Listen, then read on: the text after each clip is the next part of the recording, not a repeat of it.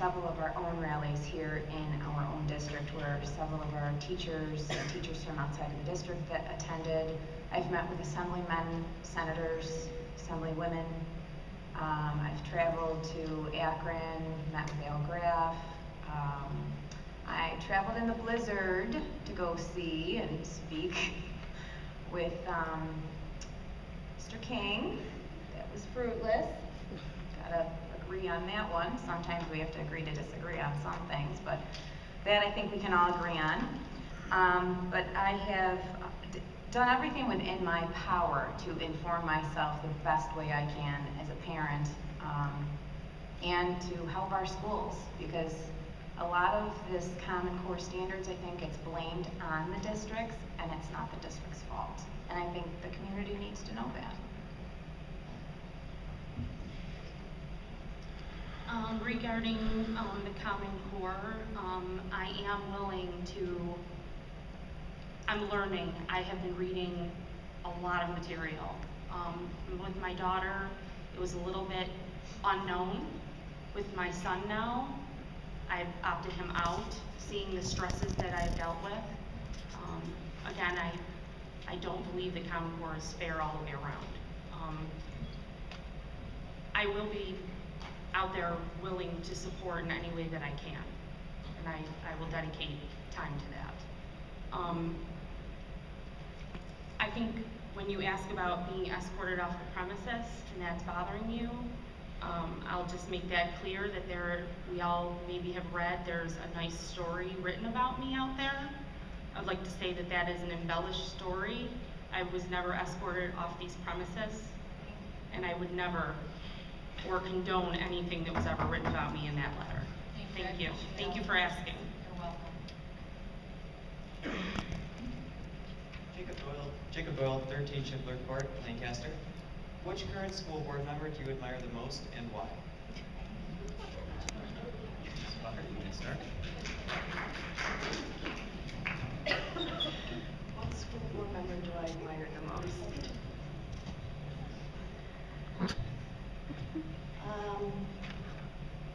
I would have to actually say Mrs. Nowak.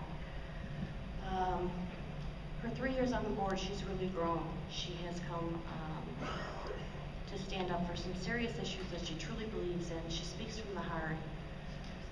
She nearly makes the PTO moms cry when she talks to them. I admire her positive thinking and her tenacity. If that's not a setup question, I don't know what is. I'm going to be honest. I'm going to say none of them. I believe that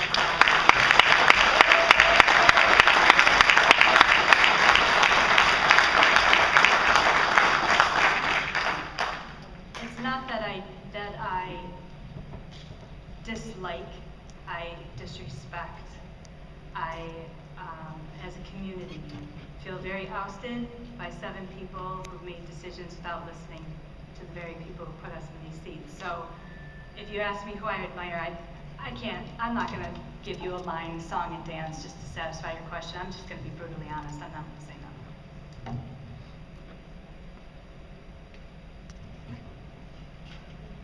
Am I allowed to say Marie Perini? I know.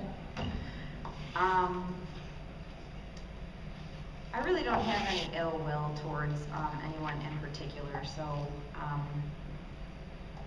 I've been able to have an open dialogue with Bill Gallagher and Mrs. McKay. I've spoken to Mr. Utag. I can't actually stand out and say that I have somebody as like a role model for myself. I kind of feel that it's not an I kind of thing. It's a team. I look at them as a team, and you're only going to be as strong as your weakest link. So I think there's room for improvement, but I'm not going to put a name on somebody that just stands out as perfect, because I don't think there is such a thing. I'm being honest.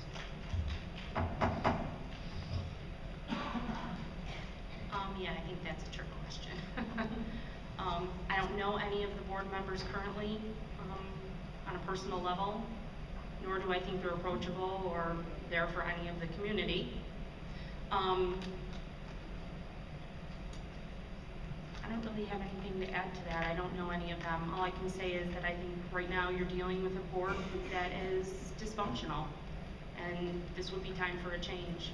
So maybe there would be someone up here that I could admire. Thank you.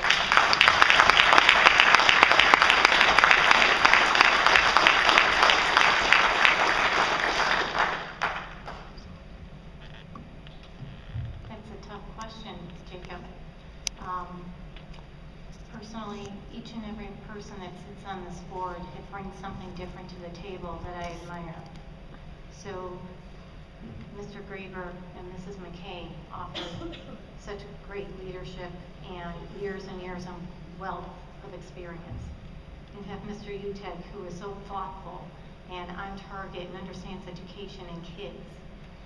Mr. Gallagher, the same thing. And I'm getting to know Mr. Sage. So, Mrs. Buckert, she's a mom, she's in the schools. If I have a question, I can go to her with regard to what's going on in William Street. She can tell me like she is employed there. So each and every one brings something different to the table. So for me to choose would be very difficult. But each and every one, like I said, I admire for their very specific characteristics.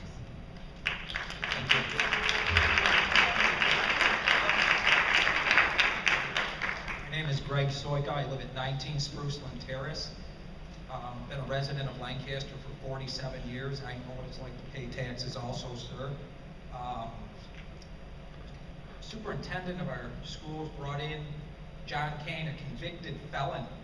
He was also supplied, as were the board members, with certified copies of his conviction and how much time he did in jail. And I was wondering, are you on the board running for election right now strong enough to stand up and say this isn't appropriate to bring a convicted criminal to our schools? Ms. Buckert.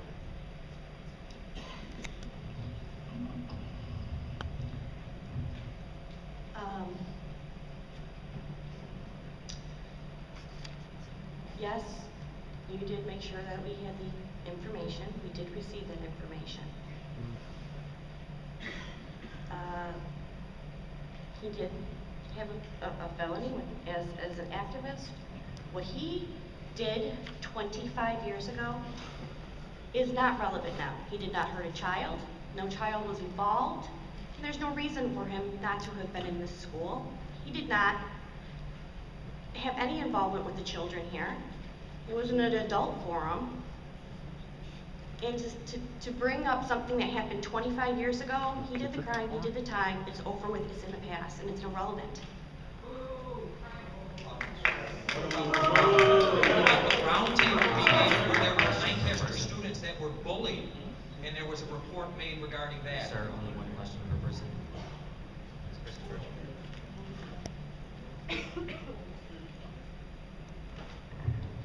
Was the question, am I strong enough to not allow a convicted felon within the building, Greg? Is that what you're asking? No, the question was, are you strong enough when your superintendent brings in people to educate the community and the students to say this is not appropriate? Well, absolutely. I believe we said that to the superintendent prior to bringing him in.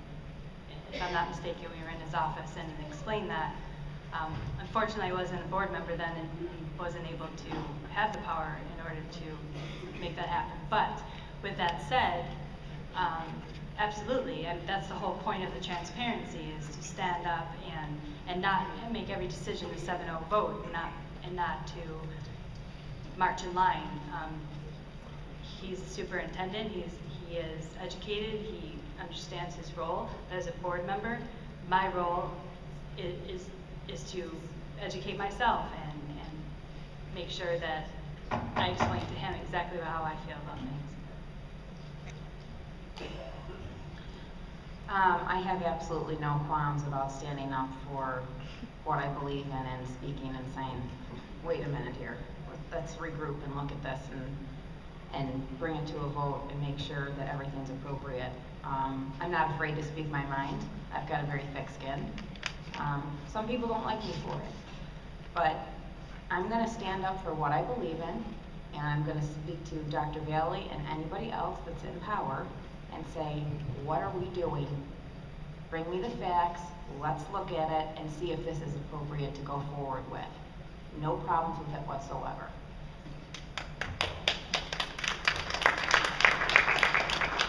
I'm pretty sure everybody in this room knows I'm not afraid to have the voice, stand up for what I believe in, whether you're with me, not with me. Right and fair are right and fair. I wouldn't have touched that person that came in this school with a 10-foot pole. Knowing that my daughter is in this school, I don't care if it was 25 years ago. We have a lot of Native Americans that could have came in to speak about whether or not they agree. So I'm just going back to that point about bringing in a convicted felon into the school. That would have never been okay with me. So if I had paper in my hand, I would have made sure that didn't go away. So I'm strong enough. I don't back down. I think I've made that pretty clear. And I will always be there for my community. And I will be your voice, and I will listen. Thank you.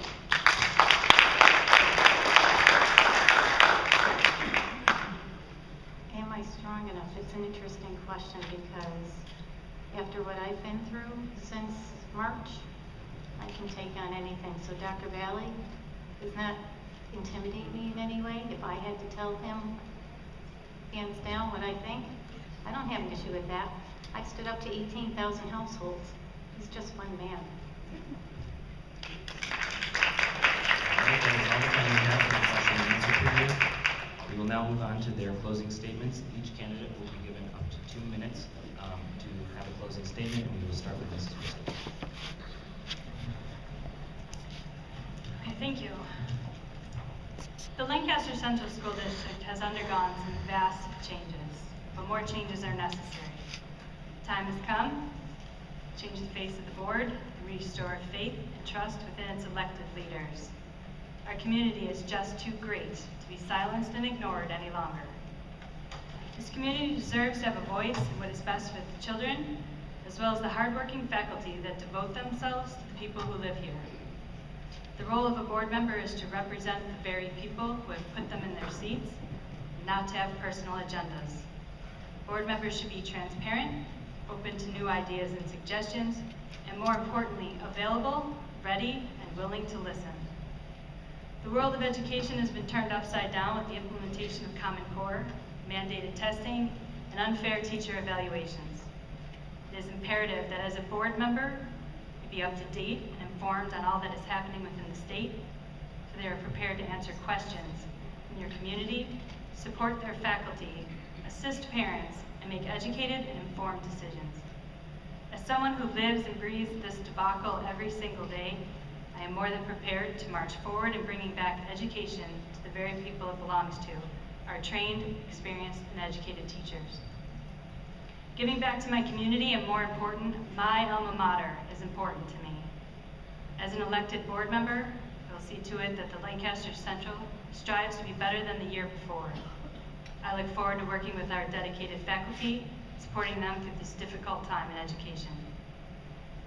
It is time that the people and the taxpayers of Lancaster have a truly representative board that values and reflects their wishes and beliefs of the majority.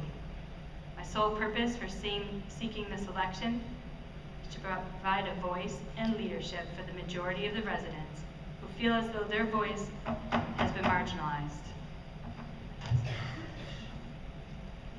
Thank you.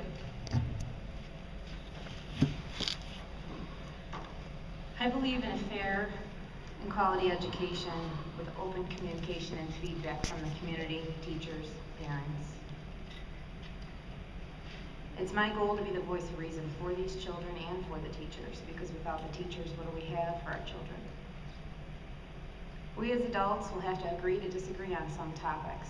That's something that others find difficult at times. I find it difficult at times, but we have to choose to be adults and move forward, because it's not about us. It's about the kids. Let's think about this. When we're old, they're going to be taking care of us one day, and we got to give them the fundamentals to make sure they're able to do that. I'd really like to bring the wrongs that are going on in education right now with education reform to light and broadcast all the positive. I think there's too much that's focused on the negative, and if we can focus on that and move forward, I think Lancaster can be the absolute best at anything that we do. Every child needs to be met where they are academically, and they should be helped to progress to meet their individual goals, something that I think sometimes that they're missing right now with the standards. We should meet each child's strengths and their weaknesses so they can achieve excellence. Every child at all levels should be able to meet excellence. I promise I will not tell you to move away, tell you to be quiet, tell you that I don't want to hear what you have to say. I promise I'll listen, and I will try to make the best informed decisions. And I'll also be honest with you and tell you, if you ask me something I don't know, I'm going to tell you I don't know, but I'm going to find out the answer for you.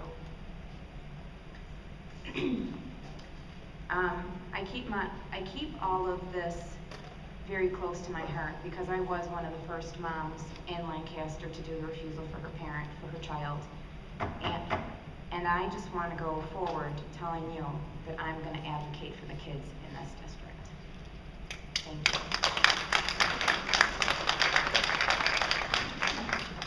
I'll keep it just short and sweet. Kids are number one in their education.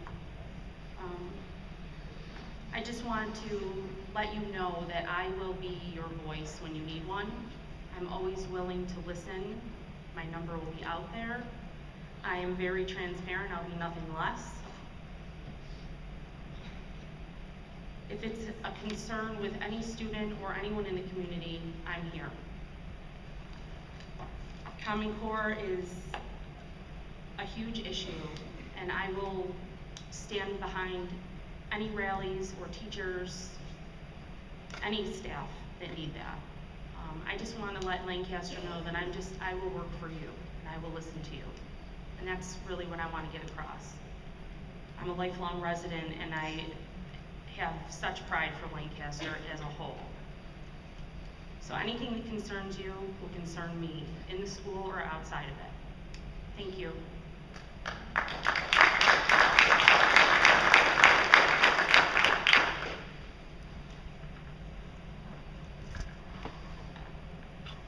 I don't have to run to maintain my seat on the Board of Education, but what would it say about me if I didn't? What message would it send to my children and to the students of this district? I don't believe you make a controversial or just difficult decision and then walk away. Our students deserve better than that. We asked them to embrace this change, and they stood up to the challenge, and it made me so proud. This has given them an opportunity to grow in empathy and a new willingness to understand another's point of view. This has also given them the opportunity to leave behind their mark on Lancaster School District.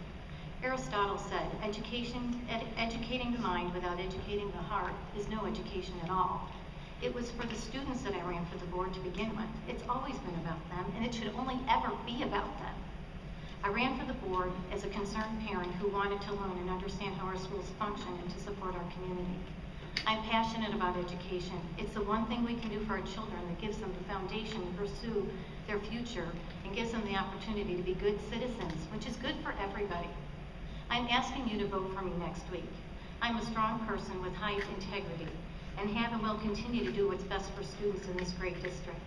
We have so much to offer, by and large, due to our leadership of this district with our teachers and our administration. A vote for me and a vote for Mrs. Buckert is a vote to maintain this current administration and to continue to take our students to the next level of achievement. Let's send a message to Lancaster telling them that educational excellence is what we want for our children, and a message to the nation that we support your Board of Education.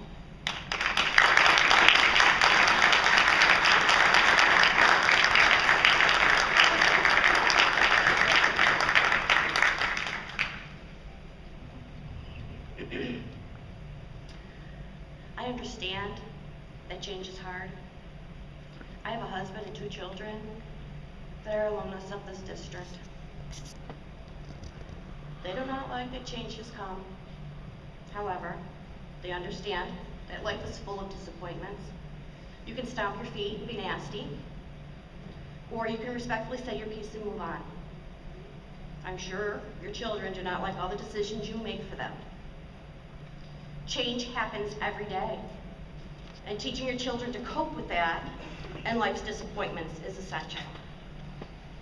In my 6 years here on the board, we have maintained a steady increase at being the top school in Western New York, currently holding the spot at number 6. We must be doing something right. Being named among the most frugal school districts in Western New York does not happen by squandering money. It happens with hard work, dedication, vision, and accountability. I've spent many years in the classrooms, in the schools, and on this Board of Education, volunteering my time for the students of this district. I would caution voters to be aware of those who are running for the Board of Education that have personal agendas. No good can come from a personal agenda that do not solely focus on what is the best interest of the children. Every decision, every vote I place during my years here on the Board of Education has solely and purposefully been for the integrity and the dignity of all students in this district. Thank you.